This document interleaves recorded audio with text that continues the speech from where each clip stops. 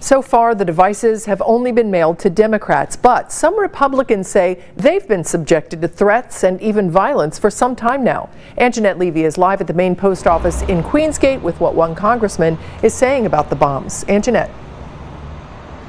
Well, Cami, first of all, the Republicans that I spoke with today said that violence and threats are simply un-American. They said they'd like to see something done to tone down the anger and the shouting about politics in this country.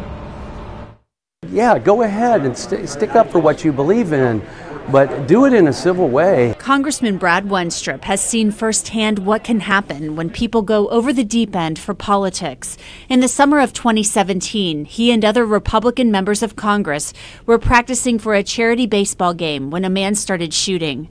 Wenstrup jumped into action as Congressman Steve Scalise and others were wounded, and Capitol Police killed the shooter. We're supposed to debate. We're supposed to go back and forth with the sharing of ideas and hopefully come up with best practices. That should be the process that takes place.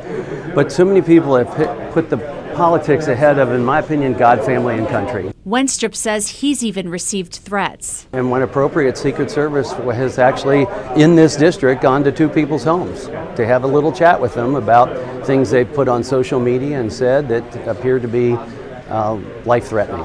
At Cincinnati's Fusion Center, local, state, and federal law enforcement officials are always watching for potential threats. Whenever an event like this occurs, we are on heightened alert. Major Hartzler says there are no credible threats in our region right now. He and his team exchange and gather intelligence with 78 other fusion centers across the country in an effort to keep people safe. You know, that there's more of a mob mentality, so from time to time things have happened over the past several years. This country, although we have disagreements, should not rise to that level.